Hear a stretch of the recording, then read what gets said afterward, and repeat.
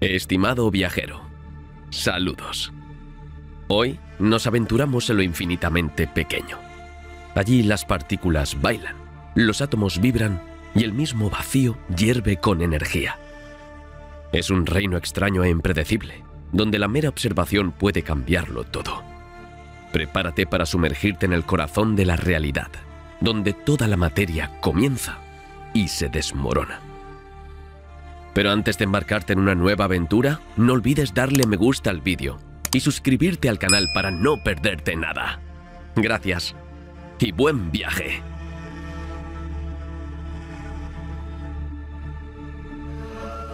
Desde la altura de nuestra escala humana, estamos acostumbrados a manipular, observar y explorar objetos cuyo tamaño ronda 1 milímetro o 1 centímetro. Es un universo familiar, accesible a nuestros sentidos y a lo que a menudo llamamos el mundo ordinario. Sin embargo, cuando observamos más de cerca, ya descubrimos muchas sutilezas. Las fuerzas en juego, los diferentes estados de la materia y cómo la física clásica se aplica a estos sistemas, ofrecen un fascinante viaje al corazón de lo que llamamos materia ordinaria. Nos sumergimos en este rango de dimensiones, desde el milímetro hasta el micrómetro, para entender cómo la gravedad, la fricción y lo que llamamos electromagnetismo promedio dominan en estas escalas, describiendo así la mayoría de los fenómenos que observamos a diario.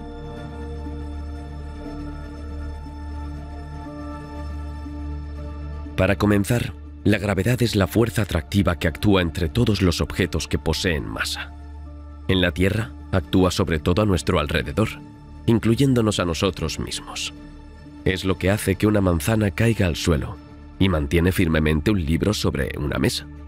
A escala milimétrica, la gravedad sigue siendo importante, aunque a veces puede dejarse de lado para explicar ciertos movimientos, cuando la masa del objeto es muy pequeña o cuando otras fuerzas toman precedencia.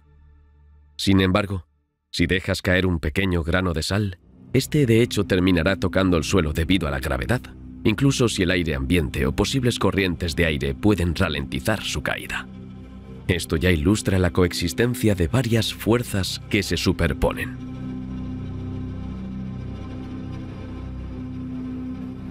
A continuación viene la noción de fricción. Es la fuerza que se opone al deslizamiento entre dos superficies en contacto. En nuestra vida diaria, la experimentamos sin siquiera darnos cuenta. Es gracias a la fricción que podemos caminar sin resbalar o que una rueda no gire en su lugar. Cuando hablamos de la escala milimétrica, la fricción depende mucho de la naturaleza de las superficies de contacto. Si tomas una pequeña bola de metal y la deslizas sobre una mesa lisa, eventualmente se detendrá después de recorrer cierta distancia. Su velocidad disminuye debido a la fricción, que convierte parte de su energía cinética en calor. Si realizas el mismo experimento con un cubo de goma, la distancia de deslizamiento será aún más corta, ya que el caucho ofrece una superficie más adherente y, por lo tanto, mayor fricción. En este punto, la temperatura del objeto puede aumentar unas pocas fracciones de grado Celsius, incluso si no necesariamente observamos este calentamiento a simple vista. En la vida cotidiana, este fenómeno de calentamiento es más evidente cuando frotas rápidamente tus manos. Sientes el calor de la energía mecánica convertida en energía térmica.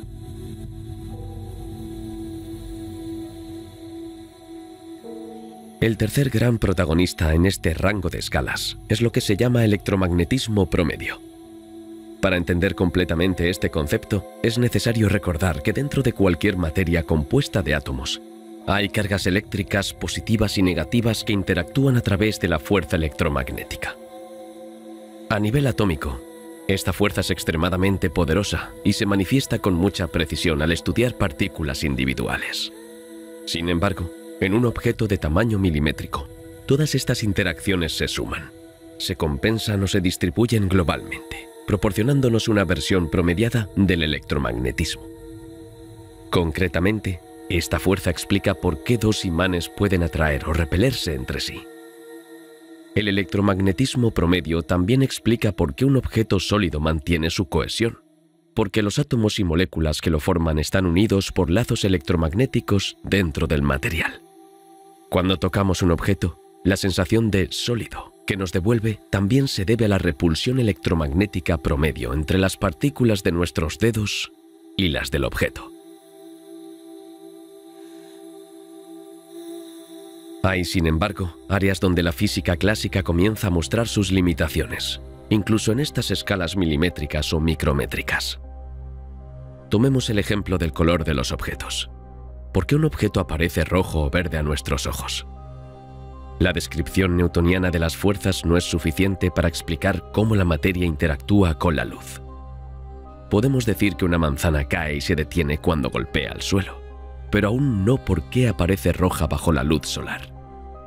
Para eso, necesitamos recurrir al estudio de cómo los átomos y las moléculas absorben y reemitir ciertas frecuencias de luz, un comportamiento directamente relacionado con los niveles de energía interna. Esta interacción selectiva con la luz no está representada correctamente por la simple mecánica de contacto y fricción. Requiere un modelo más detallado de lo que ocurre a escala atómica o molecular. Por lo tanto, un nivel de análisis más fino que el ofrecido por el electromagnetismo meramente promedio.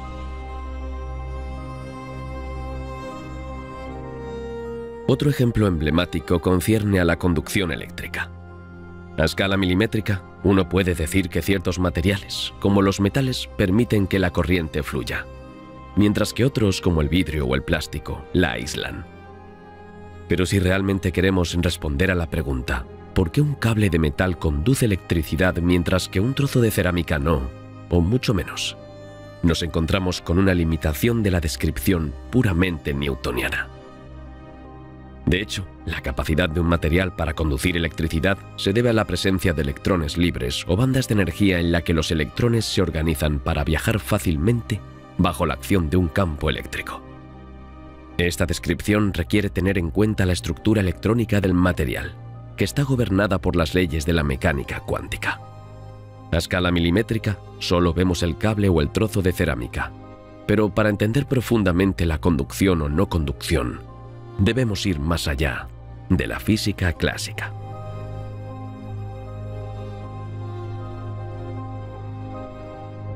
Lo mismo sucede con la estabilidad química. ¿Por qué una gota de agua permanece siendo agua en reposo, aunque está compuesta por átomos de oxígeno e hidrógeno que, en otras circunstancias, podrían tener la posibilidad de ensamblarse de manera diferente o reaccionar con otras sustancias presentes en el entorno? Las leyes newtonianas explican de alguna manera los movimientos y la distribución de masa en el espacio, pero no la fuerza concreta que mantiene unidos dos átomos de hidrógeno y uno de oxígeno para formar una molécula de H2O, agua. Este enlace requiere una perspectiva cuántica para entender cómo se comparten o reúnen dos electrones, creando un enlace químico particularmente estable a temperatura ambiente, alrededor de 20 grados Celsius, y bajo presión atmosférica estándar.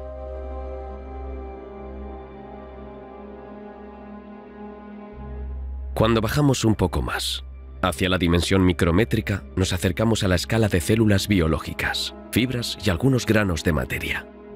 Desde este punto, los fenómenos de fricción y gravedad siguen presentes, pero la observación se vuelve más compleja porque los objetos son tan pequeños que efectos previamente despreciables, como la tensión superficial o ciertas fluctuaciones térmicas, comienzan a desempeñar un papel más significativo.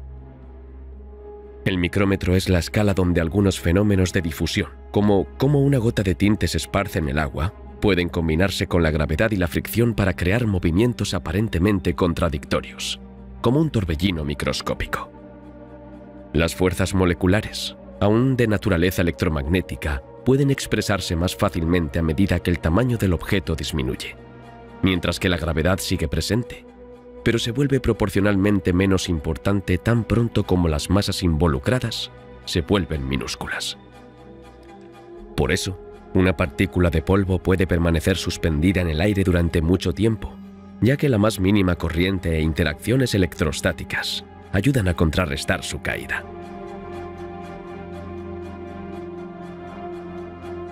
A primera vista, cuando observamos una mota de polvo en la palma de nuestra mano o la célula de una simple alga bajo un microscopio, tenemos la impresión de mirar objetos relativamente compactos y continuos, muy similares a pequeñas piedras o pequeños sacos de gel. Sin embargo, a escala micrométrica, es decir, a escala de 1/1000.000 de metro, la materia comienza a revelar una estructura interna compleja. Los bordes, superficies y contornos que pensábamos que eran lisos son más irregulares, y los materiales aparentemente homogéneos parecen estar compuestos de múltiples capas delicadas. Mientras exploramos más, descubriremos cómo, entre unos pocos micrómetros y unos pocos cientos de nanómetros, la realidad se vuelve pixelada. Las membranas, fibras y granos que constituyen notablemente las células vivas, el polvo o los sistemas coloidales, muestran entonces una organización fascinante. Al viajar en este mundo diminuto, entenderemos por qué el movimiento incesante, determinado por la temperatura, ahora compite con las fuerzas de enlace dentro de estas pequeñas entidades, dando lugar al movimiento browniano. También veremos cómo esta revelación condujo a la idea de que realmente teníamos que aceptar una naturaleza granular de la materia, y ya no estar satisfechos con un modelo continuo. Preparémonos, pues, para sumergirnos en este universo donde la materia, ya mucho más pequeña que nuestra escala diaria, muestra su estructura bajo una nueva luz. Cuando se describe un objeto ordinario, como un trozo de madera o un bloque de metal a escala macroscópica, a menudo se representa como un bloque homogéneo. Visto desde la distancia, la superficie es relativamente lisa y el volumen interior parece consistir en la misma sustancia de principio a fin. Sin embargo, examinemos una muestra de tejido biológico simple.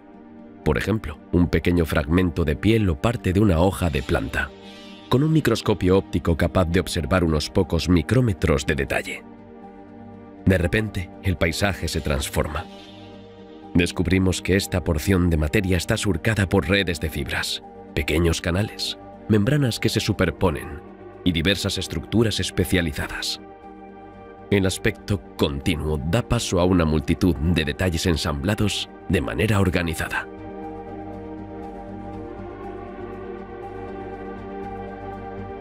Para dar una idea de la escala, un micrómetro es una millonésima parte de un metro. Este es un tamaño que corresponde aproximadamente al tamaño de una bacteria típica, que ya es extremadamente pequeña para nosotros, pero aún relativamente grande para entidades más fundamentales que describiremos más adelante. A esta escala, es posible distinguir la forma general de una célula, detectar ciertas estructuras internas como su núcleo si es una célula eucariótica, es decir, una con envoltura nuclear, e identificar la presencia de membranas flexibles que delimitan cada compartimento. También comenzamos a ver la textura de los tejidos, como fibras de colágeno en la piel o celulosa en las paredes de las plantas.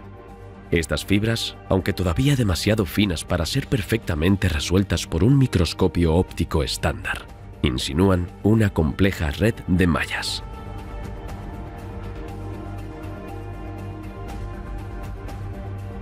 Al reducir aún más nuestro campo de observación y utilizando instrumentos más avanzados como los microscopios electrónicos, alcanzamos gradualmente el rango de unos 100 nanómetros, es decir, hasta unos pocos cientos de millonésimas de metro. En este punto, lo que parecía ser una simple lámina, por ejemplo, una membrana celular, se revela como una doble capa lipídica punteada por proteínas. Gracias a las técnicas de imagen modernas, podemos distinguir canales a través de los cuales pasan ciertos nutrientes, receptores a través de los cuales transitan señales, o incluso los puntos de anclaje que regulan las interacciones entre la célula y el entorno externo. En otras palabras, lo que alguna vez se consideró una barrera homogénea resulta ser un límite activo, altamente especializado y organizado, donde cada molécula cumple una función específica. De la misma manera, en una simple mota de polvo que aparece apagada e indistinta a simple vista, una mirada más cercana revela una multitud de granos de tamaños variados, a menudo aglomerados por fuerzas electrostáticas, moléculas de agua o sustancias pegajosas. Los granos de los que hablamos ya no son los grandes visibles en la playa, que ellos mismos a menudo miden unas décimas de milímetro. En cambio, son estructuras más pequeñas capaces de interactuar más estrechamente con su entorno. A veces, estos granos tienen poros microscópicos que pueden atrapar bacterias, moléculas químicas o incluso agua. Por lo tanto, justo en el límite entre lo microscópico y submicroscópico, emerge todo un universo de interacciones, reguladas por las superficies disponibles y las más pequeñas grietas, donde las fuerzas en juego, como la tensión superficial o la adhesión, desempeñan un papel esencial.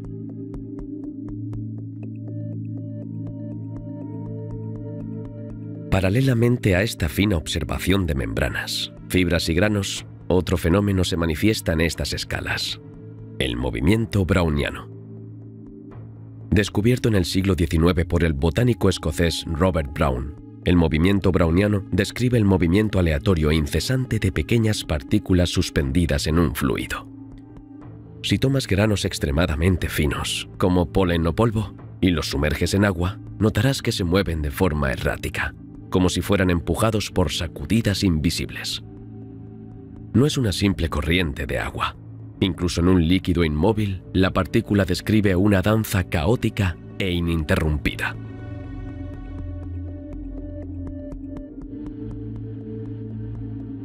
La causa profunda de este movimiento radica en lo que se llama agitación térmica.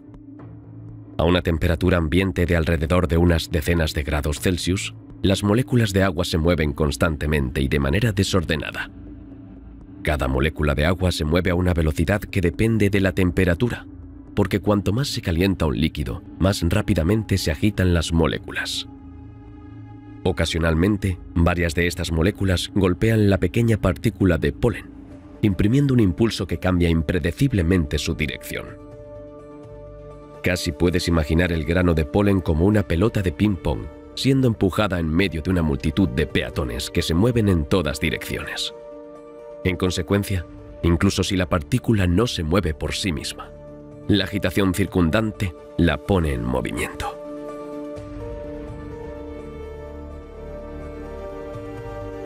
Para comprender el origen de este movimiento browniano, la física introduce la noción de la constante de Boltzmann multiplicada por la temperatura.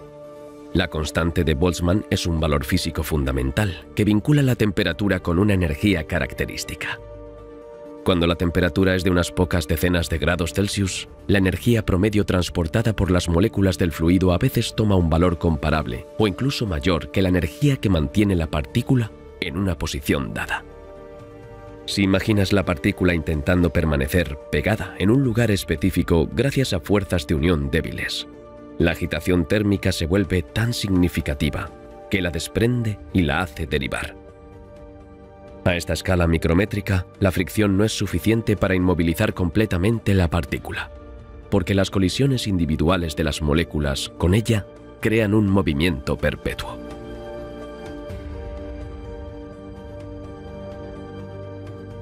Este efecto, que parece anecdótico al manejar un objeto grande, porque fuerzas macroscópicas como la gravedad o la inercia dominan ampliamente, adquiere una importancia determinante aquí. Las pequeñas entidades, cuya masa es extremadamente baja, experimentan fuertes colisiones con las moléculas y se mezclan en el fluido. Además, en un grano de varios cientos de nanómetros, la distribución de colisiones puede tener un efecto más o menos igual en un lado u otro, causando instantáneamente un cambio de dirección. Por lo tanto, cuanto más pequeño es un objeto, más visible se vuelve el movimiento browniano. En el caso de un grano de varios micrómetros, ya es notable con un microscopio óptico, mientras que para unos pocos cientos de nanómetros, a menudo se utilizan técnicas más sofisticadas para medir con precisión la trayectoria de la partícula.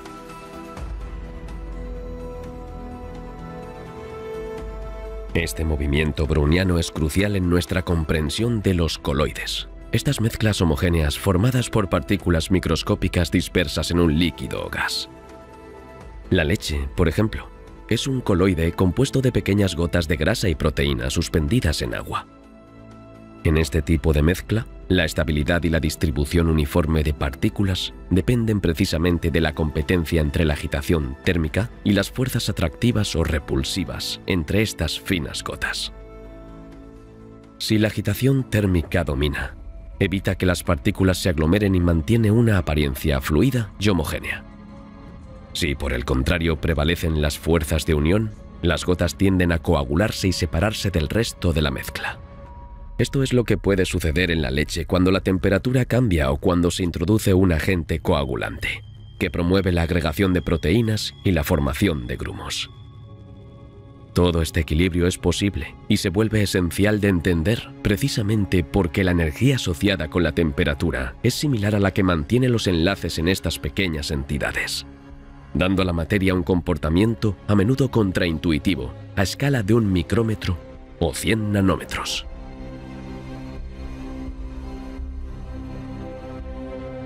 La observación de estas membranas, fibras y granos, junto con la evidencia del movimiento browniano, no se detiene en una simple observación visual. Esto gradualmente llevó a los científicos a formular hipótesis que sugerían que la materia no era un continuum perfectamente liso, sino más bien un ensamblaje de ladrillos elementales. Ya en la antigüedad, algunos filósofos griegos, como Demócrito, habían imaginado una estructura atómica de la materia. Pero realmente fue a partir del siglo XIX y principios del siglo XX cuando comenzaron a acumularse pruebas experimentales sólidas, estableciendo una naturaleza discontinua de la realidad material.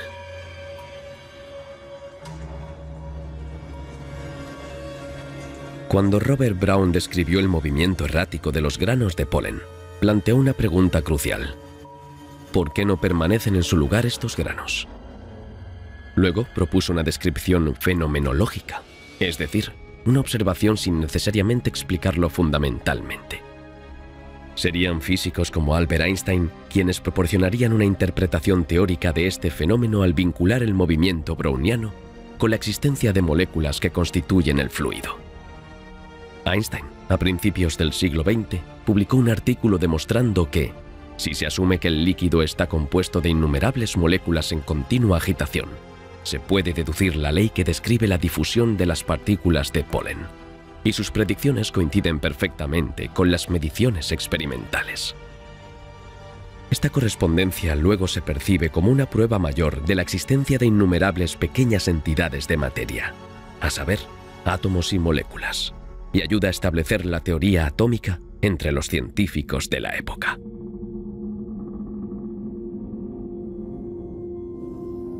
Sin embargo, mucho antes de medir y calcular el tamaño de una molécula de agua o el número de átomos en un grano de polen, la idea de granularidad se hizo evidente a medida que las dimensiones disminuían. A escala macro, un fluido puede describirse como un continuum. La densidad, la temperatura o la presión se describen como campos que varían suavemente y continúan a través del espacio. Pero tan pronto como se alcanza la escala del micrómetro o de las centenas de nanómetros, se siente la presencia de entidades discretas.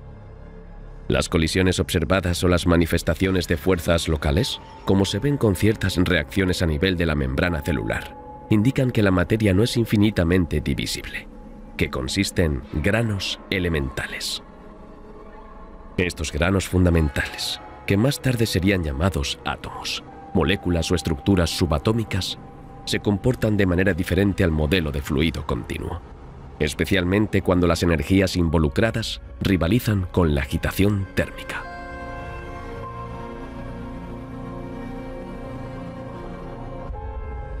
Es claramente evidente en los campos de la biología y la química. Para explicar cómo funciona una célula, ya no basta con describirla como un simple saco de gel. Se hace necesario especificar, por ejemplo, que la membrana celular consiste en un mosaico de lípidos y proteínas, cuya disposición y concentración local determinan una serie de procesos vitales: transporte de iones, reconocimiento de proteínas externas, etc. Cada proteína o complejo de proteínas aparece como una partícula individualizada, capaz de interactuar de manera específica con su entorno. Así, entendemos que la célula es un universo de múltiples ladrillos y no una masa uniforme. Por analogía, observe un muro de ladrillo. Visto desde lejos, solo se ve la superficie general, pero de cerca cada ladrillo se distingue y uno entiende que la solidez o permeabilidad del muro puede depender de cómo se organizan y unen los ladrillos.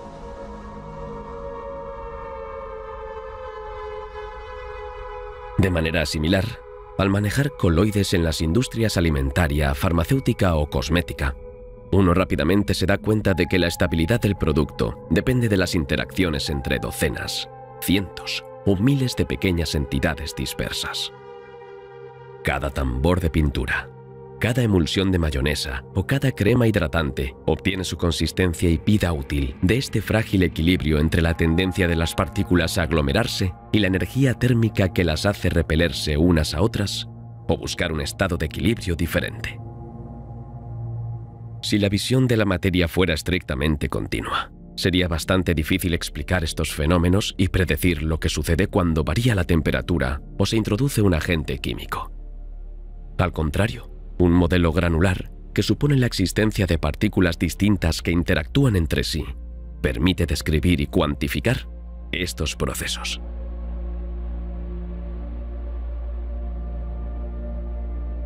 La idea de que la materia es granular se ha convertido entonces en una herramienta indispensable para tratar tanto la enorme diversidad de comportamientos a escala micrométrica como la presencia sistemática del movimiento browniano a estas dimensiones. Además, esta perspectiva ha abierto el camino a preguntas más profundas. ¿Qué granos componen exactamente la materia? ¿Cuáles son sus propiedades? ¿Cómo agruparlos para explicar las fases de la materia? Sólidos, líquidos, gases, pero también coloides, geles, membranas biológicas, etc. Sin necesariamente profundizar en la visión atómica más profunda, es evidente en este punto que la realidad ya está fragmentada. Las membranas son concebidas como conjuntos de ladrillos que pueden extraerse, estudiarse y manipularse. Los mismos granos de polvo se construyen a partir de pequeños agregados de partículas minerales u orgánicas. En cuanto a las fibras, consisten en cadenas moleculares o cristales microscópicos. Este conjunto nos invita a no considerar el mundo como un trasfondo fijo, sino como un rompecabezas viviente, compuesto por una miríada de piezas agitadas, vibrantes y sensibles a la temperatura. Finalmente, la transformación de perspectiva, al descender del milímetro al micrómetro y hasta la escala de las centenas de nanómetros, ya es considerable. Inicialmente, uno podría imaginar un mundo dominado por el peso, la inercia y la gravedad. En esta nueva escala, la gravedad se vuelve casi insignificante en comparación con las fuerzas de fricción y las interacciones locales. La viscosidad de un líquido o la capacidad de un gas para ejercer presión pueden tomar precedencia. En este contexto, cuanto más pequeño sea el objeto, más se verá lanzado de un lado a otro.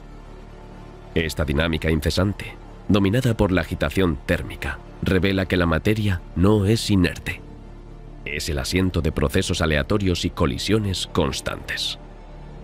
Y tan pronto como uno compara la energía térmica promedio con la energía de enlace entre pequeñas entidades, se entiende por qué estas partículas parecen vivir una existencia autónoma, hecha de saltos y fluctuaciones incesantes.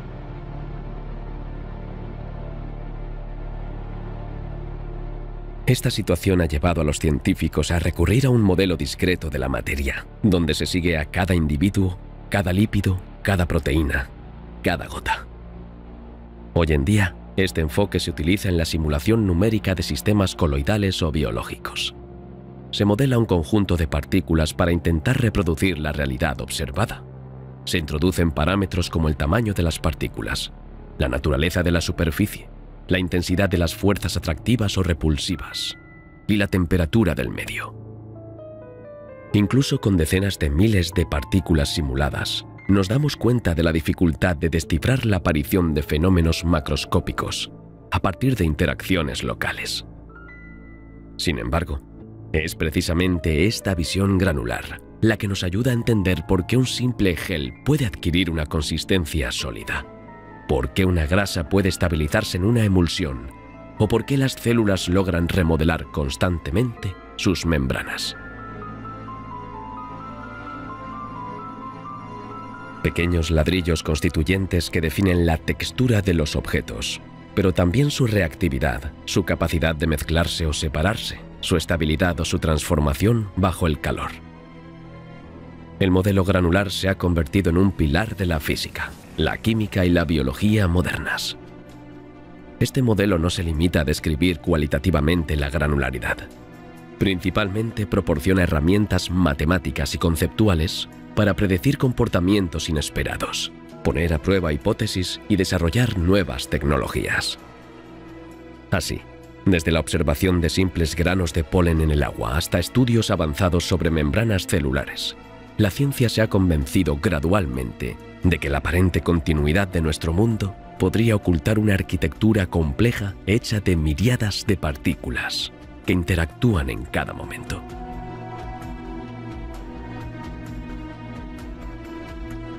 Cuando entrecerramos los ojos para imaginar la materia a escala nanométrica, ya nos encontramos descendiendo a una dimensión increíblemente pequeña. Para dar una escala de comparación muy concreta, un solo cabello humano mide aproximadamente 70 micrómetros de diámetro. En otras palabras, un cabello tiene un ancho de 70 milésimas de milímetro. Sin embargo, el nanómetro corresponde a una milmillonésima parte de un metro, es decir, 10 a la potencia de menos 9 metros. Aventurarse aún más hacia el ángstrom nos lleva a alrededor de 10 a la potencia de menos 10 metros. Este rango de tamaño, desde el nanómetro hasta el ángstrom, nos sumerge directamente en el mundo de los átomos, los enlaces entre ellos y sus disposiciones en moléculas o cristales. Es un cambio de perspectiva impactante. Dejamos la visión de la materia en partículas grandes, visibles al microscopio, para entrar en el reino del infinitamente pequeño, donde las leyes de la física clásica comienzan a revelar sus límites. En este documental viajaremos a este universo donde cada entidad, aunque invisible al ojo humano, resulta fundamental para explicar la estabilidad de la materia, los colores que vemos y las propiedades químicas que nos rodean.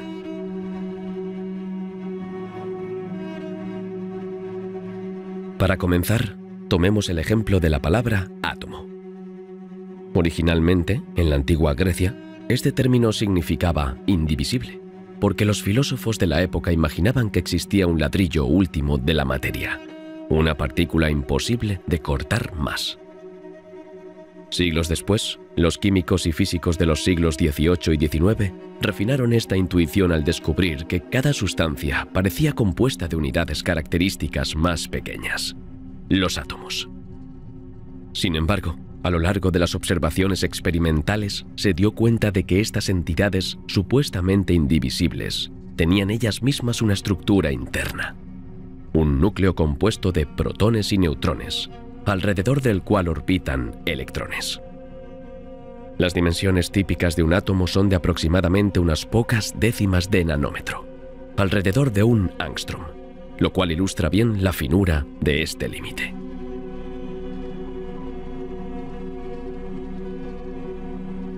En este rango de tamaño, desde el nanómetro hasta el ángstrom, descubrimos cómo los átomos se ensamblan para formar moléculas. Una molécula es un grupo de átomos unidos por fuerzas eléctricas que resultan principalmente de la atracción entre núcleos positivos y electrones compartidos o intercambiados. Por ejemplo, el agua es una molécula formada por 2 átomos de hidrógeno y 1 de oxígeno. Cuando descendemos mentalmente a este nivel, vemos estas arquitecturas en miniatura, con una precisión asombrosa, donde cada átomo tiene un lugar bien determinado gracias a enlaces químicos específicos. A la misma escala, también podemos contemplar cómo estos patrones moleculares pueden extenderse para crear sólidos cristalinos. Un sólido cristalino es una disposición regular y repetida de átomos que forman lo que se denomina una estructura periódica. Este es el caso, por ejemplo, de la sal de mesa. Si pudiéramos hacer un zoom suficiente, veríamos que el cloruro de sodio forma un patrón cúbico, en el que los iones de sodio y cloro alternan perfectamente de manera ordenada. Precisamente esta es la firma de una red cristalina.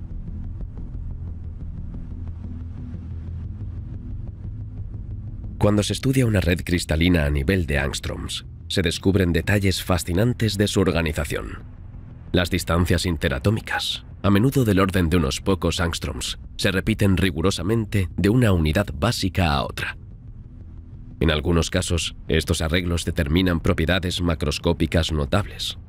Por ejemplo, la conductividad eléctrica de un metal o la transparencia de un diamante dependen en gran medida de la disposición espacial de los átomos y de cómo se mueven los electrones dentro de la red. A finales del siglo XIX, los científicos querían explicar todos estos fenómenos utilizando la física clásica. Esperaban, mediante las ecuaciones de la mecánica newtoniana y el electromagnetismo tradicional, predecir por qué un cristal emite un cierto color, por qué conduce bien el calor o la electricidad y cómo se forman exactamente los enlaces químicos. Sin embargo, estos primeros intentos encontraron una gran dificultad. Las mediciones experimentales mostraron que la materia emite y absorbe luz en forma de líneas de colores muy específicas. En otras palabras, un espectro atómico discreto en lugar de uno continuo. Las teorías clásicas simplemente no lograban dar cuenta de esta cuantificación de la energía de la luz.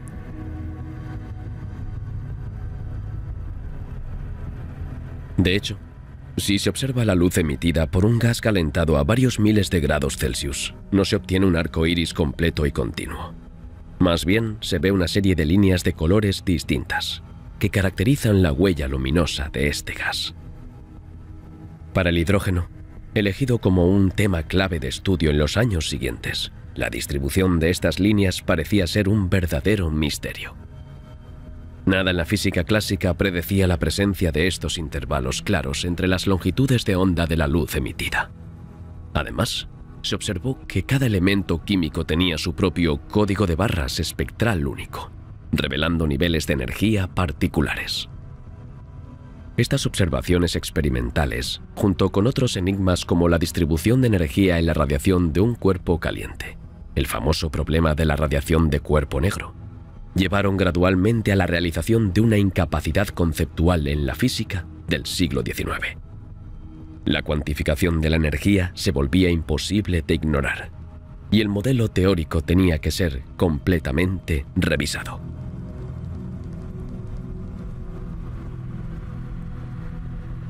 Ahí es donde surge la idea revolucionaria. La energía dentro de un átomo no se emite o absorbe de cualquier manera, sino en paquetes discontinuos llamados cuantos. Cuando un electrón en un átomo recibe la cantidad correcta de energía, puede saltar de una configuración de baja energía a una de alta energía, a veces referida como capa o nivel para describir estos estados electrónicos. Cuando el electrón cae de un nivel de alta energía a uno inferior, el átomo emite un fotón, es decir, un grano de luz, cuyo color corresponde precisamente a la energía perdida por el electrón durante su descanso. El fotón, por lo tanto, tiene una energía específica, lo que explica maravillosamente la aparición de líneas de luz a longitudes de onda particulares.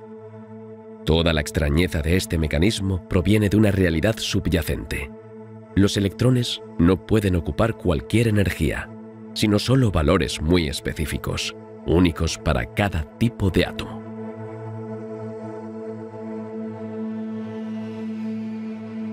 El modelo cuántico dio la vuelta al fracaso de la física clásica, que esperaba que los electrones pudieran ocupar cualquier órbita alrededor del núcleo. En la visión clásica, era inconcebible que hubiera un salto de energía entre dos órbitas posibles. Sin embargo, eso es exactamente lo que se observa. Por otro lado, los físicos tuvieron que introducir el concepto de niveles de energía cuantizados. Para cada uno de estos niveles, el electrón tiene una cierta probabilidad de presencia alrededor del núcleo, que puede describirse mediante la función de onda, un concepto que se desarrollará más adelante, en más detalle. Cada uno de estos niveles electrónicos, llevados por el electrón, está asociado con una energía definida y una geometría espacial precisa del orbital. El término orbital se refiere al área en la que es más probable que se encuentre el electrón. En resumen, un orbital no es un simple círculo en el que el electrón rotaría, sino una nube que puede adoptar diversas formas, a menudo esféricas o lobuladas, correspondientes a un estado cuántico específico.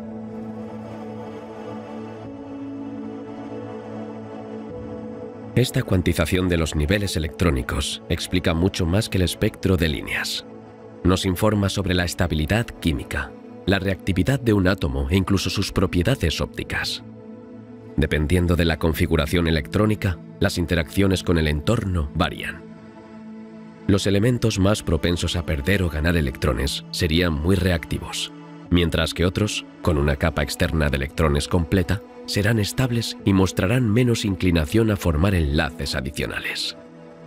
Los gases nobles, como el helio o el neón, encarnan este comportamiento estable. Tienen un nivel electrónico externo completo y, por lo tanto, tienen poco interés en reaccionar químicamente con otros átomos. Entendemos, gracias a los niveles de energía cuantizados, por qué cada elemento brilla o absorbe en longitudes de onda específicas. Es la firma de sus transiciones electrónicas únicas. Esta característica incluso nos permite analizar la composición química de una estrella distante simplemente estudiando la luz que emite, ya que cada átomo deja sus huellas digitales en el espectro.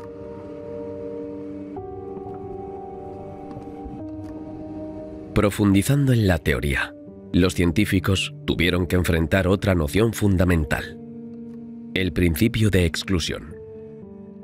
Formulado por el físico Wolfgang Pauli a principios del siglo XX, este principio estipula que es imposible que dos electrones ocupen exactamente el mismo estado cuántico dentro de un solo átomo. En términos simples, a cada electrón se le asigna un conjunto de números cuánticos, que describen cosas como su nivel de energía, la forma de su orbital y su propio momento angular de spin, y no pueden haber dos electrones con la misma combinación de números. Gracias a este principio de exclusión, explicamos por qué, en un átomo, los electrones se distribuyen en diferentes niveles y diferentes orbitales. Si un nivel o un orbital ya está completo, según un número máximo de electrones permitidos, el siguiente electrón tendrá que ascender a un nivel u orbital más alto disponible.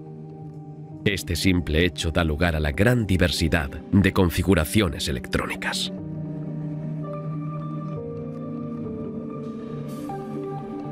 A medida que nos adentramos en estas escalas del orden del nanómetro y el ángstrom, la dimensión probabilística también se vuelve primordial.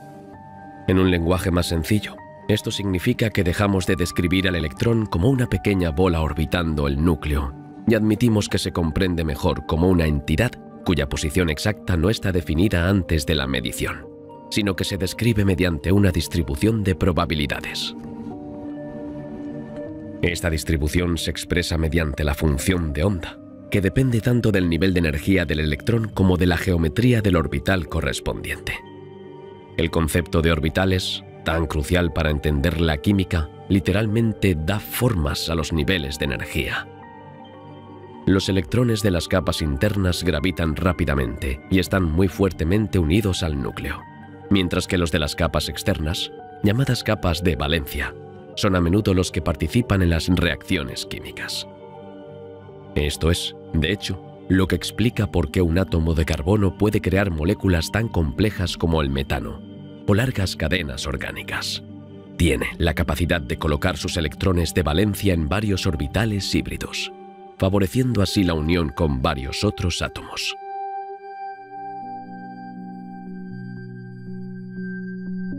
También aprovechamos para comprender la importancia de las redes cristalinas a esta escala.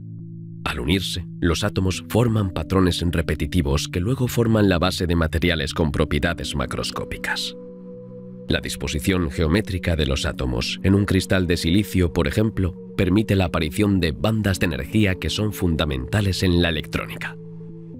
En un cristal, los electrones asumen estados repartidos a lo largo de toda la red, proporcionando una conducción eléctrica única. Los niveles de energía electrónica se vuelven casi continuos, formando la banda de valencia y la banda de conducción, a veces separadas por un intervalo que determina si el material es un semiconductor, un conductor o un aislante. Una vez más, vemos el legado directo de la cuantización de energía y el principio de exclusión de Pauli, que dicta cómo se distribuyen los electrones en estas bandas.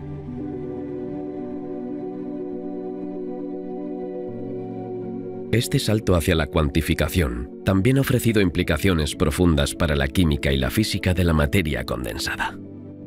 Los enlaces químicos, ya sean covalentes, compartición de electrones, iónicos, transferencia de electrones, o metálicos, aglomeración de electrones dentro de una red, tienen sus raíces en la existencia de estos orbitales y niveles de energía.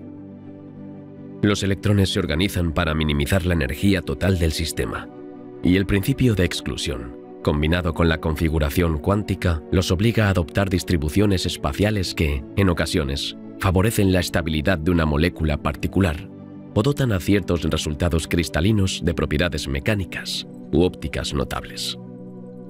Estudiar estas interacciones a la escala nanométrica o del ángstrom resulta crucial para comprender fenómenos como la catálisis, donde la geometría de los sitios activos permite acomodar reactivos específicos, o la conducción electrónica en materiales complejos.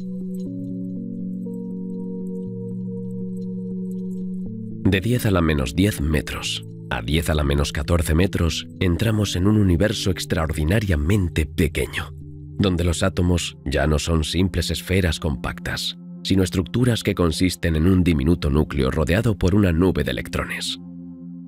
Para navegar por este territorio, primero necesitamos aclarar las unidades de longitud involucradas. 10 a la menos 10 metros se llama ángstrom. Es una unidad comúnmente utilizada para describir el tamaño de un átomo, ya que corresponde a una 10.000 millonésima parte de un metro. El núcleo, por otro lado, es mucho más pequeño. Sus dimensiones se miden más bien en femtómetros, con un femtómetro equivalente a 10 a la menos 15 metros. En otras palabras, si el átomo completo mide aproximadamente una 10.000 millonésima parte de un metro, el núcleo en su centro es aún 100.000 veces más pequeño.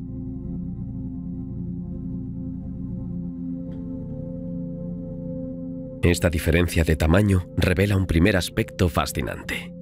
El espacio ocupado por el núcleo es solo una pequeña fracción del volumen total del átomo. El radio atómico, del orden de unos pocos angstroms, parece vasto en comparación. En su interior, casi toda la masa se concentra en el núcleo. Contiene protones y neutrones, dos tipos de partículas que permanecen unidas gracias a lo que se conoce como interacción fuerte, un fenómeno fundamental que va más allá de la simple atracción eléctrica. Los protones, que poseen una carga eléctrica positiva, se mantienen unidos a pesar de su tendencia natural a repelerse, precisamente porque la fuerza nuclear fuerte opera a esta escala tan pequeña y actúa como un cemento extremadamente poderoso. Los neutrones, desprovistos de carga eléctrica, también participan en la cohesión actuando como una especie de intermediario dentro de este núcleo. El electrón, cargado negativamente, se mueve en un vasto espacio alrededor del núcleo, describiendo una zona de probabilidad, conocida como la nube de electrones.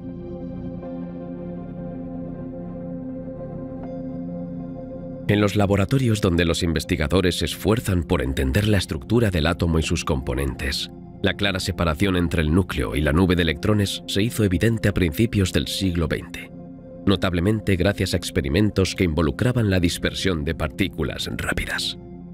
Se puede citar el histórico experimento de Rutherford. Al bombardear una delgada lámina de oro con partículas cargadas, midieron la forma en que estos proyectiles se desviaban. Los investigadores encontraron que una fracción muy pequeña de estas partículas se desviaba violentamente hacia atrás, mientras que la mayoría pasaba sin impedimentos. Esta observación solo tenía sentido si la mayor parte de la masa del átomo estaba concentrada en una región extremadamente pequeña, el núcleo, mientras que el resto del átomo estaba mayormente vacío, con los electrones ocupando un área mucho más grande. Esta realización marcó el inicio de una nueva era. En lugar de considerar al átomo como una bola sólida, ahora se imaginaba como un sistema planetario en miniatura, con un núcleo central y electrones en órbita.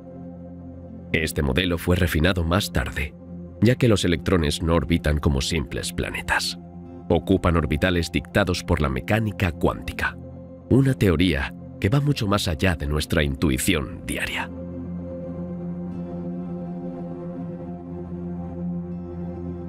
Para entender el comportamiento del electrón, es crucial descubrir un concepto que revolucionó la física: la dualidad onda-partícula. Antes de esta idea revolucionaria, la materia se separaba en partículas con masa y la luz en ondas sin masa. Los electrones, en la visión clásica, se consideraban como pequeñas partículas. Al mismo tiempo, la luz, que se imaginaba oscilando como ondas, se describía usando las herramientas del electromagnetismo. Sin embargo, a principios del siglo XX, varios descubrimientos experimentales y análisis teóricos mostraron que existía un área gris. La luz podía a veces comportarse como un haz de partículas, y una partícula como el electrón podía manifestarse a veces como una onda. Para ilustrar este punto, se puede mencionar la difracción de electrones, que es un fenómeno característico de las ondas.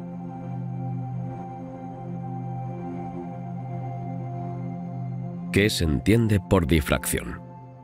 Hagamos un paralelo. Conocemos la difracción de la luz cuando pasa a través de una rejilla o una rendija muy fina. Entonces observamos patrones de interferencia, es decir, franjas de luz y oscuridad que revelan la naturaleza ondulatoria de la radiación luminosa. En la década de 1920, los físicos realizaron experimentos similares con electrones al pasar un haz de electrones a través de un cristal o una barrera delgada. Los patrones que aparecían en la pantalla detrás de la barrera no eran los de un simple chorro de partículas impactando al azar. Por el contrario, tomaban la forma de franjas de interferencia, demostrando que los electrones interferían entre sí como ondas. Este descubrimiento derrumbó la idea de que un electrón sería solo un pequeño grano de materia con una trayectoria determinada. En lugar de seguir un camino estrictamente definido, parece comportarse como una onda que se propaga e interactúa consigo misma, produciendo patrones de interferencia.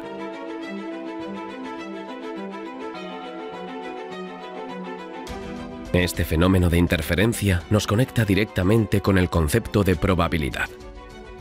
Cuando se envía un conjunto de electrones uno por uno, cada uno sigue siendo impredecible. No se sabe de antemano dónde impactará la pantalla. Y, sin embargo, después de un gran número de electrones, se distinguen siempre las mismas franjas de interferencia, como si cada partícula se conformara a una onda de probabilidad. Esta imagen es difícil de visualizar basada en nuestra experiencia actual. Estamos acostumbrados a ver objetos macroscópicos siguiendo una trayectoria bien definida bajo la acción de fuerzas clásicas y no produciendo interferencias. Por lo tanto, la mecánica cuántica, al introducir la dualidad onda-partícula, nos urge a abandonar el determinismo clásico para partículas individuales y reemplazarlo con una descripción probabilística. Para describir un electrón, no se puede conformar más con una simple ecuación de trayectoria newtoniana. Se debe emplear nuevas herramientas matemáticas, inspiradas en la teoría de ondas.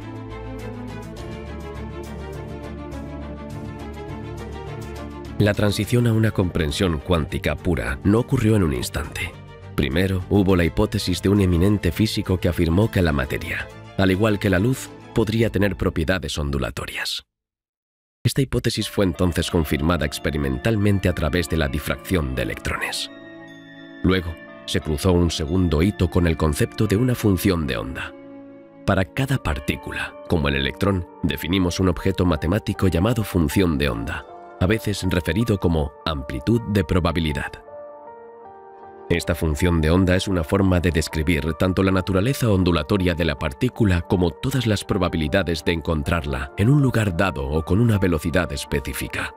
Deberíamos más bien decir momento. En lugar de caracterizar la posición exacta del electrón en un instante t, la función de onda proporciona una distribución de probabilidad que nos permite especificar, estadísticamente, dónde podría manifestarse durante una medición.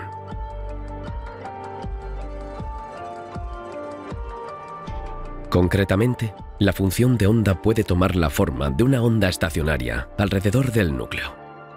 En el caso del átomo, hablamos de orbitales atómicos, que son como patrones estacionarios de probabilidad. Es una forma de decir, el electrón es más probable que se encuentre en ciertas regiones del espacio que en otras, dependiendo del orbital que ocupe. Los niveles de energía cuantificados del átomo se explican por estos orbitales. Para moverse de un orbital a otro, el electrón debe absorber o emitir un paquete preciso de energía, un fotón. lo que también ayuda a explicar la estructura discreta de las líneas espectrales observadas en el laboratorio.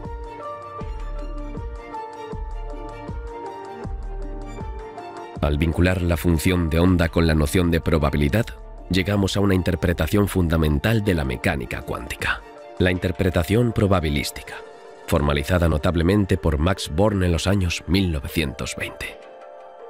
Según esta interpretación, el cuadrado de la función de onda, es decir, la función de onda multiplicada por sí misma, representa la probabilidad de que la partícula esté presente en un punto del espacio. A menudo se enfatiza cuán revolucionario es esto. No afirmamos que el electrón sigue una trayectoria determinada como lo haríamos en física clásica. En cambio, afirmamos que antes de la medición existe solo una superposición de posibilidades, descritas por la función de onda. Es solo cuando se realiza una medición, proyectando el electrón en una pantalla o detectándolo con un instrumento, que la partícula se materializa en un punto específico. En otras palabras, el experimento de medición elige un resultado de la multitud de probabilidades contenidas dentro de la función de onda.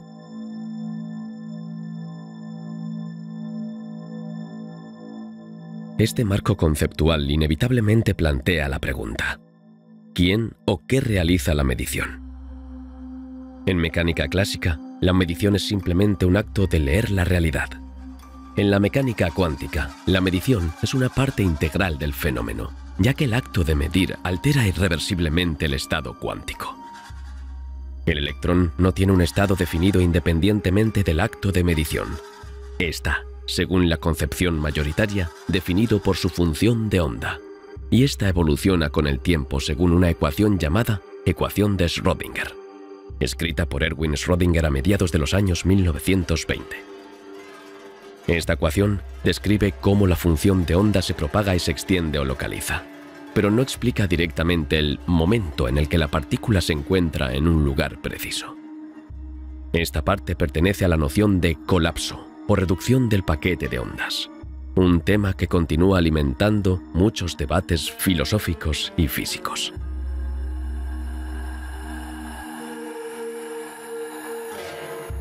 Otro aspecto clave de la mecánica cuántica, que también emerge fuertemente en esta escala de 10 a la potencia de menos 10 a 10 a la potencia de menos 14 metros, se basa en la definición de operadores. Cuando queremos describir una cantidad física como la energía de la partícula, su posición o su momento, asociamos un operador matemático que actúa sobre la función de onda con esta cantidad. En la visión clásica, la energía, por ejemplo, es un número simple calculado a partir de la velocidad y la masa. En la mecánica cuántica, es un operador llamado operador hamiltoniano, que cuando se aplica a la función de onda, nos permite calcular valores propios, números bien definidos, y las probabilidades de obtener estos valores. Por lo tanto, si buscamos la energía del electrón en un orbital atómico, resolvemos la ecuación del valor propio para el hamiltoniano, que da niveles de energía cuantizados.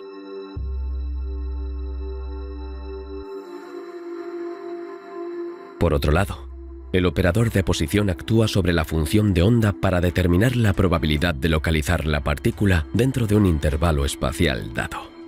El operador de momento tiene un papel similar con respecto a la velocidad, o más bien al impulso, de la partícula. La mecánica cuántica crea así un lenguaje matemático donde cada observable, es decir, la cantidad física medible, corresponde a un operador asociado con un espectro de valores posibles. En esta escala ya no existen órbitas en el sentido clásico, sino más bien estados propios de energía o momento. Este formalismo ha demostrado ser notablemente predictivo. Explica el comportamiento del átomo, la forma de los orbitales, la estabilidad de las estructuras moleculares, los espectros de absorción y emisión y muchas otras propiedades fundamentales de la materia.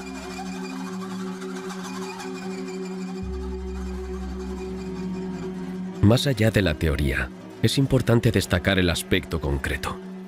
Si los electrones obedecen estas leyes cuánticas, es lo que les permite formar capas estables alrededor del núcleo, otorgando así a los átomos sus propiedades químicas.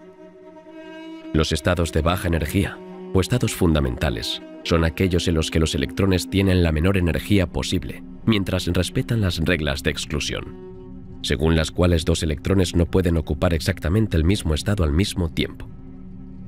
Este principio de exclusión, sobre el que no profundizaremos aquí, es la razón por la que los electrones se distribuyen en diferentes capas electrónicas, cada una capaz de contener un número limitado de electrones.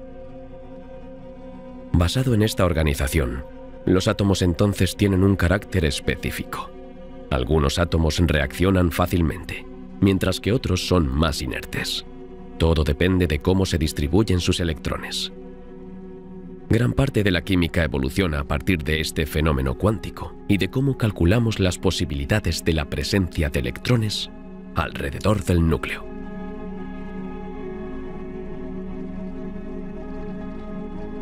Desde un punto de vista práctico, las enseñanzas de la dualidad onda-partícula se verifican todos los días en el laboratorio. En dispositivos como los microscopios electrónicos se explota precisamente el comportamiento ondulatorio del electrón para ver los detalles de la materia a la escala de angstroms. El hecho de que el electrón posea una longitud de onda asociada permite obtener imágenes de estructuras extremadamente pequeñas, mucho más allá de lo que la luz visible, con su longitud de onda relativamente más larga, podría permitir.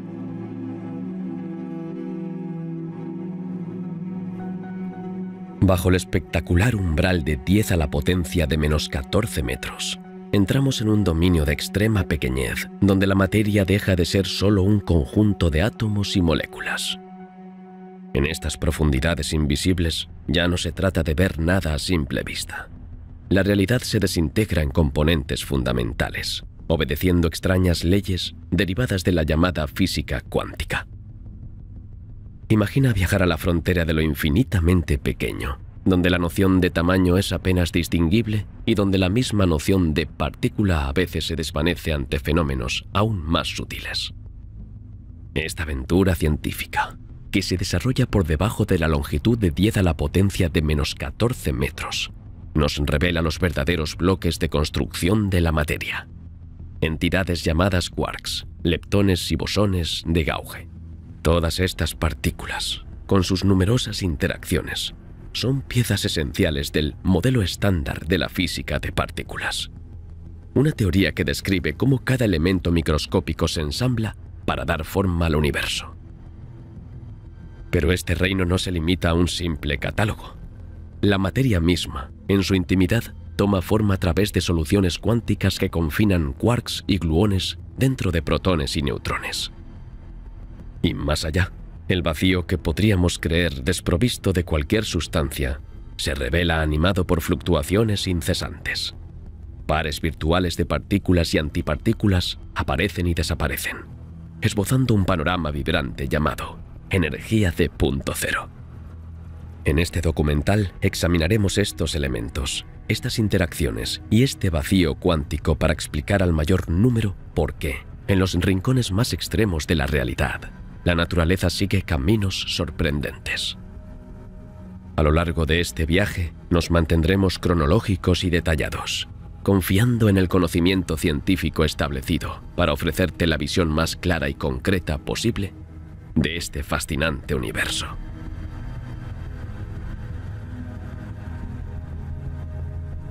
Comencemos nuestra exploración discutiendo el conjunto de partículas que los físicos clasifican bajo el término modelo estándar. Este modelo ha tardado varias décadas en construirse, gracias a experimentos meticulosos y razonamiento teórico riguroso. Su misión principal es describir finamente todos los bloques elementados conocidos y las interacciones programadas por la naturaleza. En esta etapa, recuerde que elemental significa que las partículas designadas como tales no tienen ninguna estructura interna detectable por el momento. En otras palabras, al sondear su funcionamiento interno utilizando los aceleradores de partículas más potentes, no se encuentran subpartículas.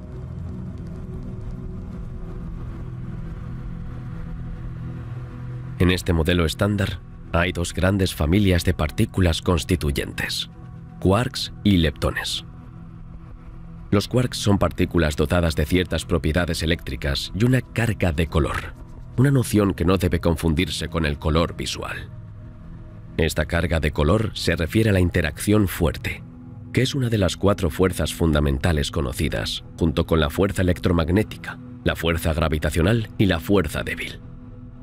Los quarks son famosos porque se ensamblan en grupos de 2 o 3 para formar, respectivamente, mesones, partículas fugitivas generalmente observadas en aceleradores, y bariones, partículas estables o relativamente estables, como protones y neutrones. Los quarks no pueden existir en aislamiento, un fenómeno conocido como confinamiento. Tan pronto como se intenta separarlos, se crea un nuevo par quark-antiquark, como si la energía de separación se transformara en nueva materia. Por lo tanto, los quarks se encuentran casi siempre en grupos en la naturaleza.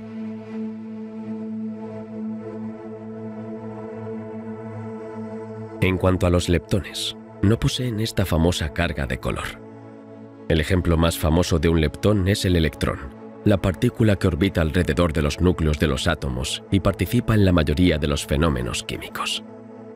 También está su primo más pesado, el muón, y otro aún más masivo, el tau. Cada uno de estos primos corresponde a un neutrino, que también es un leptón. Eléctricamente neutros y extremadamente ligeros, los neutrinos suelen atravesar la materia sin prácticamente interactuar, lo que los hace muy difíciles de detectar. Nos llegan en miles de millones desde el Sol, pero la mayoría atraviesa la Tierra sin dejar rastro alguno.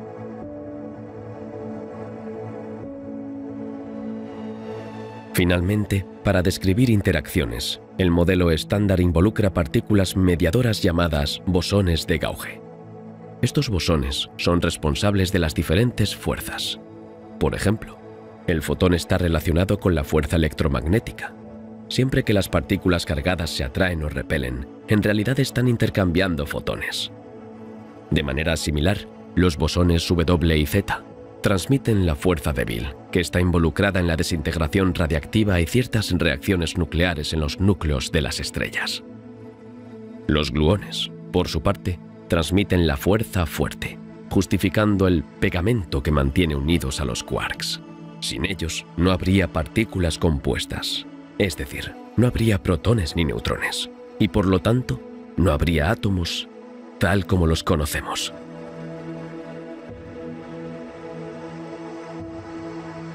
Nuestro viaje hacia este mundo subatómico revela un universo poblado por entidades diminutas, cada una con sus propias propiedades. Aunque el modelo estándar sigue siendo muy robusto experimentalmente, no lo explica todo. No conocemos, por ejemplo, la verdadera naturaleza de la materia oscura, que parece constituir una gran parte de la masa del universo. No obstante, hasta hoy, este modelo nos proporciona las reglas fundamentales del juego dentro de las dimensiones increíblemente pequeñas, del orden de 10 o incluso cientos de 10 a la potencia de menos 15 metros. Nuevamente, recordemos que estas son estimaciones aproximadas porque nuestros instrumentos tienen límites. Y siempre pueden ocurrir nuevos descubrimientos, especialmente al explorar energías muy altas similares a las que prevalecieron en el universo primordial, o al acelerar partículas a velocidades relativistas en temperaturas teóricamente extraordinarias, varios miles de millones de grados Celsius. Esto nos permite comprender cómo, bajo condiciones extremas, por ejemplo, dentro de las estrellas de neutrones, donde la densidad es tan alta que prevalecen presiones y temperaturas del orden de millones o miles de millones de grados Celsius, la materia puede adoptar formas exóticas. Allí, podríamos imaginar un ensamblaje tan apretado que los neutrones terminan fusionándose bajo el efecto de una presión asombrosa, posiblemente formando un plasma de quarks y gluones. Los físicos están buscando precisamente recrear, en el laboratorio, estas condiciones de densidad y temperatura, para estudiar lo que se llama la sopa primordial. Un estado de la materia que habría existido solo unos microinstantes después del Big Bang. En el Gran Colisionador de Hadrones, conocido como el Large Hadron Collider en inglés, o en otros aceleradores, Los investigadores están tratando de producir este plasma por un breve momento para analizar su firma. Esperan entender cómo interactúa la materia cuando es impulsada a energías prodigiosas o cuando sufre una compresión extraordinaria. Así, los protones y neutrones, simples en apariencia, se convierten en verdaderas ventanas a los fenómenos más extremos que definen el nacimiento y la evolución del universo.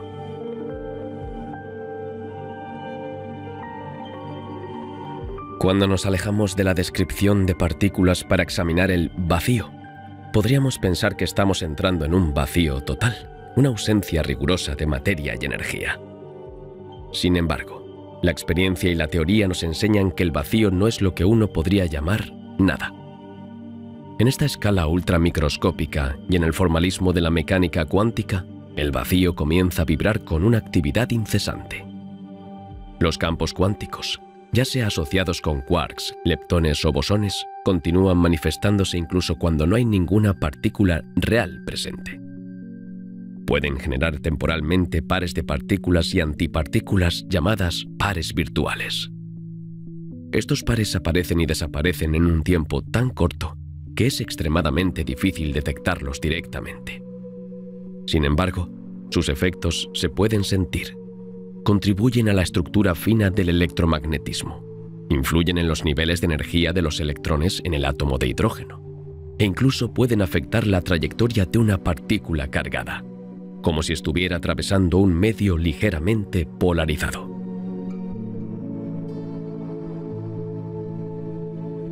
El vacío cuántico también puede desempeñar un papel en los procesos de radiación cerca de objetos masivos o bajo condiciones de campo eléctrico o magnético extremas. En ciertas teorías, la presencia de un campo magnético gigantesco podría transformar el vacío en un medio que interactúa de manera diferente con la luz, polarizándola ligeramente. De manera similar, en el campo gravitacional extremo de un agujero negro, una forma de radiación llamada radiación de Hawking podría surgir de estas fluctuaciones del vacío. Una partícula virtual cae en el agujero negro mientras la otra escapa, lo que daría la impresión de que el agujero negro pierde un poco de masa con el tiempo. Aunque la detección directa de esta radiación resulta extremadamente compleja, esta hipótesis ilustra hasta qué punto las fluctuaciones cuánticas pueden tener consecuencias inesperadas en la escala cósmica más grande.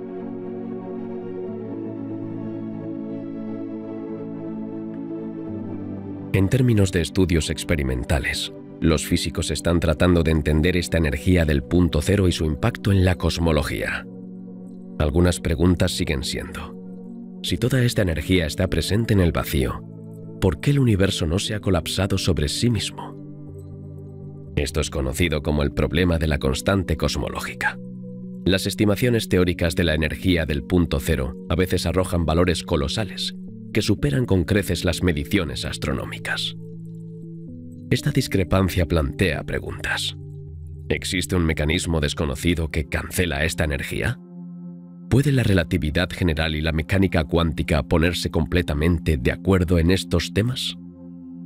La investigación continúa para reconciliar los diferentes marcos teóricos y entender por qué el vacío cuántico no conduce a un desequilibrio masivo en la estructura del universo.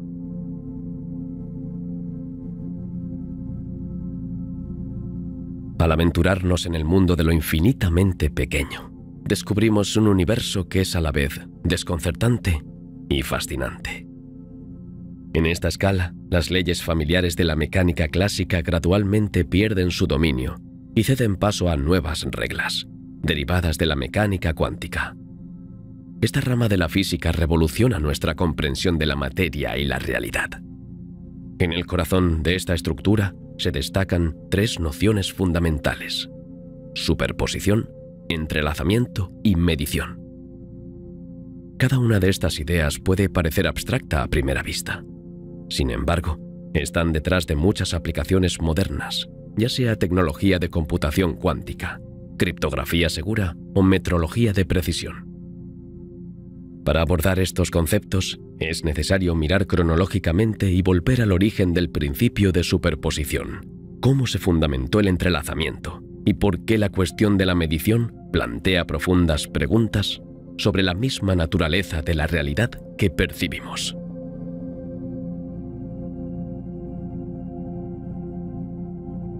La superposición de estados no exclusivos es una de las piedras angulares de la mecánica cuántica. Describe la capacidad de un objeto cuántico, ya sea un electrón o un fotón, de existir simultáneamente en varios estados distintos. Para entenderlo mejor, es útil pensar en una ola, como una ola en la superficie del agua. Una ola puede combinarse con otra y formar un patrón más complejo. De la misma manera, un sistema cuántico puede estar en una llamada combinación lineal de varios estados básicos. El término linealidad se refiere al hecho de que si dos estados distintos son posibles, entonces cualquier suma de estos estados también es un estado válido del sistema. Concretamente, esto significa que un electrón puede ocupar dos ubicaciones posibles al mismo tiempo, o que un fotón puede atravesar dos caminos simultáneamente en un experimento de interferencia.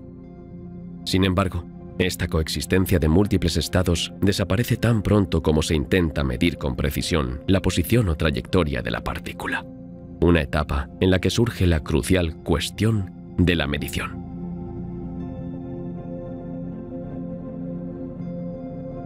Es precisamente esta naturaleza contraintuitiva la que llevó a apasionados debates históricos. A principios del siglo XX, físicos como Wolfgang Pauli, Werner Heisenberg y Erwin Schrödinger exploraron esta noción de superposición con fascinación. Schrödinger, para ilustrar su naturaleza paradójica, propuso un famoso experimento mental llamado el gato de Schrödinger. En este escenario, un gato está encerrado en una caja sellada donde un mecanismo cuántico puede, con cierta probabilidad, liberar un veneno mortal. Mientras la caja permanezca cerrada, el gato está a la vez vivo y muerto, según el principio de superposición. Esta provocadora ilustración muestra que, a nuestra escala habitual, nunca vemos un gato en dos estados opuestos al mismo tiempo. No obstante, según las ecuaciones cuánticas, esto sigue siendo conceptualmente posible mientras no procedamos a la observación. Este experimento mental plantea entonces la cuestión del rol de la medición. ¿Por qué el gato se ve obligado a elegir entre los dos estados cuando abrimos la caja y observamos su estado? Este mismo problema surge en cada experimento sobre la superposición de una partícula cuántica. Mientras la superposición revela la riqueza de los posibles mundos, el entrelazamiento enfatiza otra propiedad fascinante del reino cuántico: la profunda correlación entre varias partículas. Cuando dos partículas, por ejemplo dos fotones, interactúan y luego se separan, pueden permanecer entrelazadas.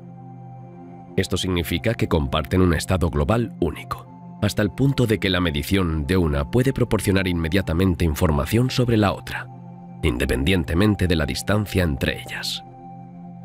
La consecuencia es tan sorprendente que los físicos, incluido el mismo Albert Einstein, describieron este fenómeno como acción espeluznante a distancia. El término entrelazamiento destaca acertadamente el hecho de que las partículas ya no pueden describirse solo como entidades aisladas. Forman un sistema unificado incluso si están lejos una de la otra. Esta propiedad intrigaba a los científicos porque parece desafiar la intuición de separabilidad que naturalmente aplicamos a los objetos macroscópicos.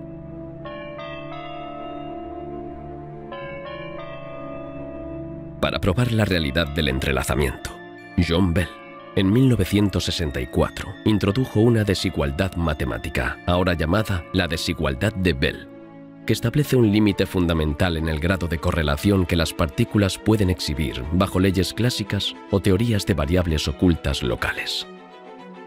En tal visión clásica, las propiedades medidas en cada partícula estarían predeterminadas. Sin embargo, la mecánica cuántica predice correlaciones más fuertes que violan esta desigualdad. Experimentos clave, llevados a cabo, entre otros, por Alain Aspect en los años 80, confirmaron estas predicciones, demostrando así que la naturaleza no puede describirse mediante meras variables ocultas locales. Esto significa que el entrelazamiento es verdaderamente real y que las partículas cuánticas exhiben correlaciones no clásicas. Hoy en día, los investigadores continúan refinando estos experimentos, abordando todo tipo de lagunas de detección y lagunas de comunicación para confirmar de manera más robusta la presencia de efectos cuánticos genuinos.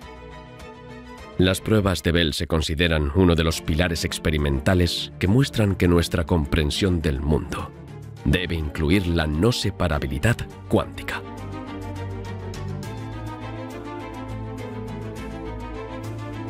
Este entrelazamiento da lugar a numerosas aplicaciones prácticas. Se encuentra en la criptografía cuántica, donde las claves de encriptación pueden intercambiarse de manera segura utilizando pares de fotones entrelazados. El mero acto de espionar un canal cuántico se detecta de inmediato porque rompe el entrelazamiento y perturba los resultados. Además, el entrelazamiento sirve como un recurso crucial para el desarrollo de las futuras computadoras cuánticas. En estas máquinas, la información se almacena en bits cuánticos, a menudo llamados qubits. A diferencia de los bits clásicos, un qubit puede estar en una superposición de varios estados, y al entrelazar diferentes qubits se logra una potencia computacional exponencial que permite, en principio, la ejecución de tareas imposibles de manejar en un tiempo razonable con una computadora tradicional. Así, el entrelazamiento no es solo una curiosidad teórica, sino un fenómeno que allana el camino hacia una nueva era tecnológica. No obstante, para entender cómo explotar o verificar estos fenómenos, primero se debe examinar la noción de medición, un paso que a menudo parcialmente destruye la superposición o el entrelazamiento observado.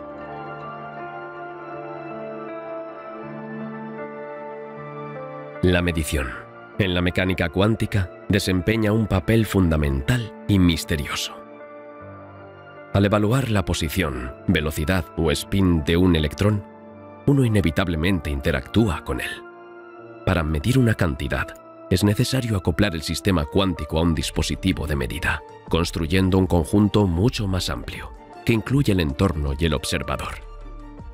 Desde un enfoque clásico, uno podría esperar que la medición simplemente revele un estado ya existente. Pero en el marco cuántico, la medición a veces causa una modificación radical del estado del sistema. Los físicos tradicionalmente dicen que la función de onda se colapsa o proyecta en uno de los autoestados asociados con la cantidad medida. Para explicar esto, a veces se evoca la idea de que antes de la medición, todas las posibilidades coexisten en superposición. Luego, en el momento en que el aparato interactúa, el sistema elige uno de los resultados posibles de manera probabilística. Este mecanismo sigue siendo muy discutido. Plantea la cuestión de si es el acto consciente del observador el que causa el colapso, o si la decoherencia debida al entorno juega este papel de seleccionar el estado final.